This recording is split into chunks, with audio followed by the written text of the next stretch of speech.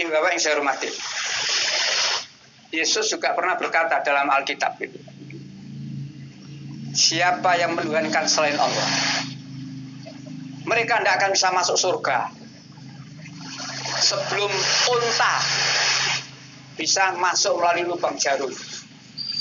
Perumpamaannya gak main-main itu. Sebelum unta masuk melalui lubang jarum. Artinya apa? Mustahil mereka bisa masuk surga selagi dia menuhankan selain Allah.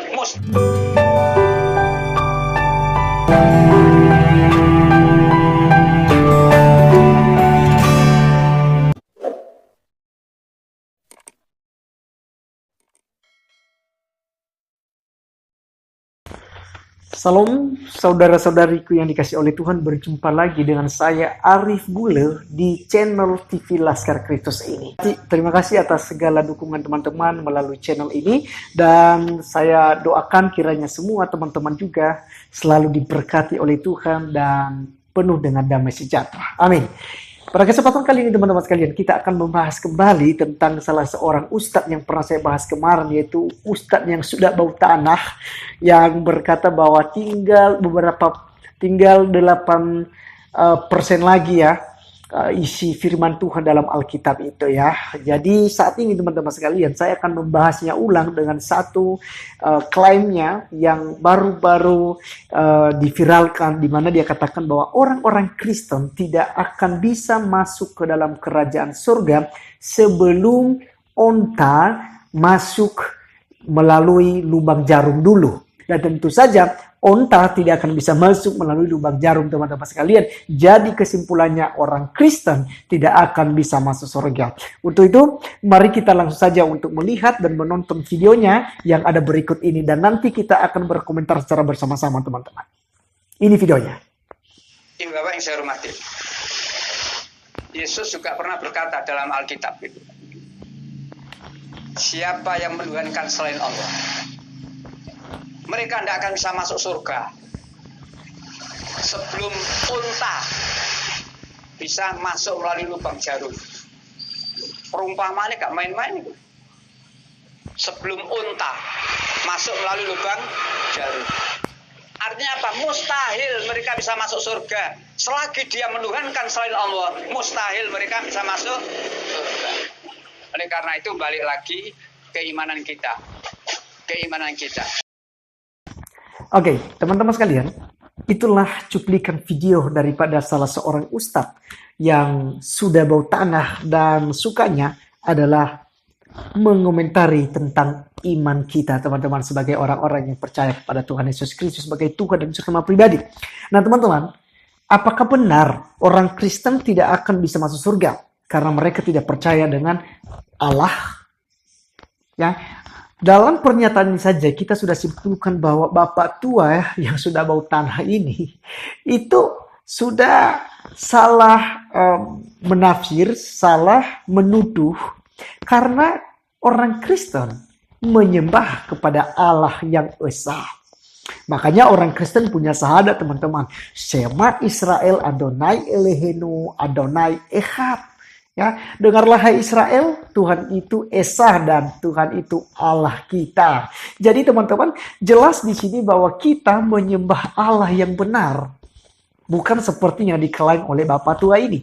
Nah, teman-teman, kita akan berkomentar. Komentar yang pertama, apakah benar orang Kristen tidak bisa masuk surga kalau onta tidak bisa melewati lubang jarum? Lubang jarum itu, teman-teman sekalian, kecil ya.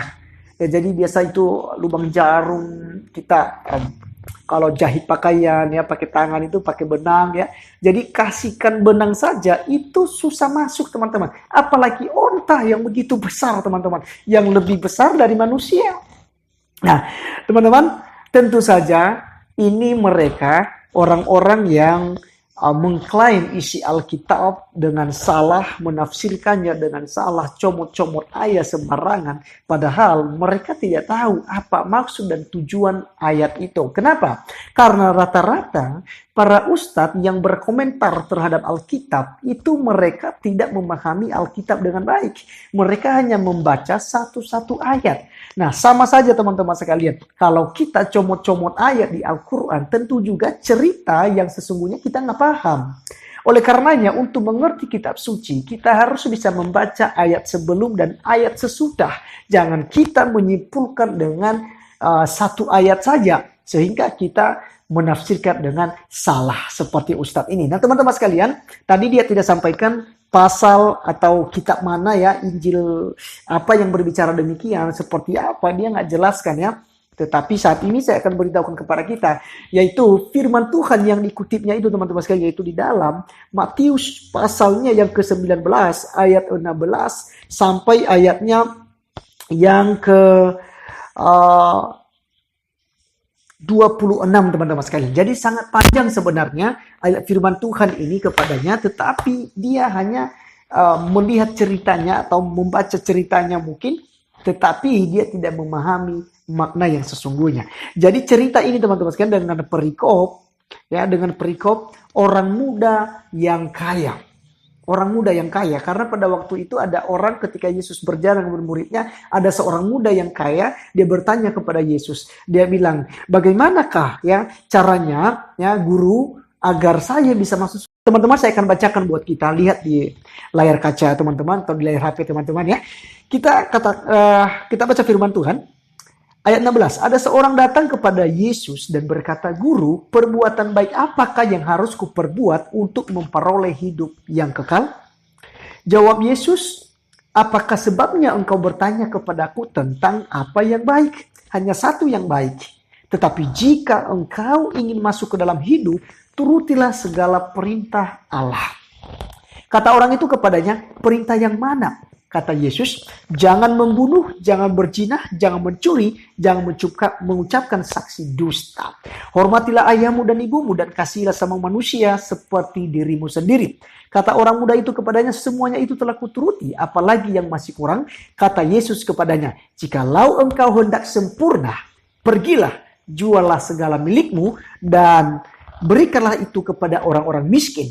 Maka engkau akan beroleh harta di surga, kemudian datanglah kemari dan ikutlah aku.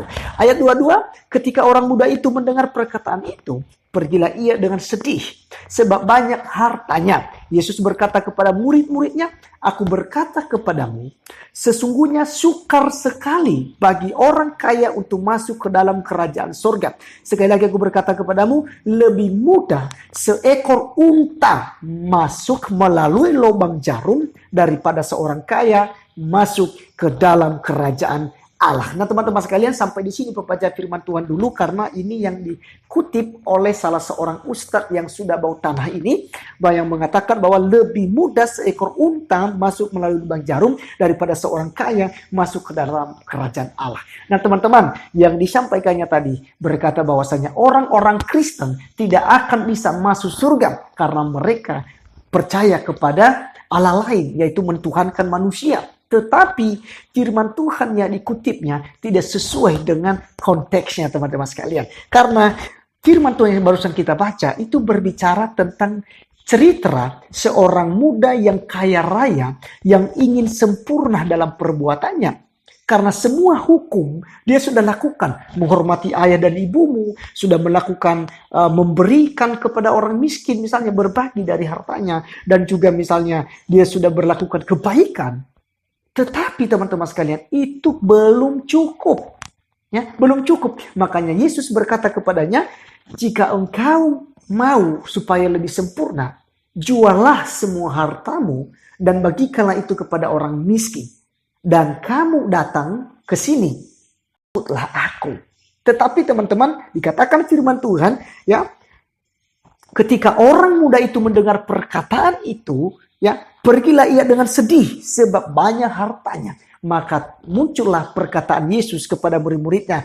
Yesus berkata kepada murid-muridnya, aku berkata kepadamu, sesungguhnya sukar sekali bagi seorang kaya untuk masuk ke dalam kerajaan sorga. Jadi teman-teman sekalian, ini firman, itu perumpamaan bahwa ketika orang lebih mengasihi ya, hartanya daripada Tuhan, dia tidak akan bisa masuk surga. Atau jika seseorang lebih mengasihi ayahnya, ibunya, anaknya, suaminya, istrinya, semua orang yang ada di muka bumi ini, dan apa yang dia punya, kalau dia lebih menyukai itu, lebih cinta dengan hartanya, dan segala yang ada padanya, maka dia sukar masuk surga. Makanya Tuhan berkata, lebih mudah seekor onta masuk ke dalam lubang jarum daripada seorang kaya masuk ke dalam kerajaan surga. Bukan berarti teman-teman sekalian orang-orang kaya tidak masuk surga ya. Ini jangan salah diartikan. Yang dimaksudkan oleh Tuhan Yesus ini merupakan perumpamaan buat kita supaya kita jangan mengasihi dunia ini. Sebab firman Tuhan berkata, barang siapa yang mengasihi dunia ini, ia akan lepas daripada kasih karunia Allah. Atau kasih akan Bapa tidak ada di dalam orang itu. Untuk itu teman-teman sekalian, kita harus mengasihi Allah dengan segenap hati, segenap jiwa, akal budi, dan segala apa yang ada pada kita. Mari kita mengasihi Allah dengan itu. Dan yang setara dengan itu, mari juga kita mengasihi sesama kita manusia seperti diri kita sendiri. Nah teman-teman sekalian, kita melihat belakangan ini bahwa justru dari antara para ustadz-ustadz, para umat muslim, kebanyakan menebarkan kebencian. Menghina agama lain, menghina kekristenan, menjelekkan kekristenan. Setiap ceramah mereka, teman-teman sekalian, yang mereka bahas adalah Kristen. Maka apakah mereka sudah mengasihi Allah yang sesungguhnya? Saya mau katakan pada kesempatan kali ini, mereka justru menistakan ajaran-ajaran kebenaran yang ada di dalam Allah.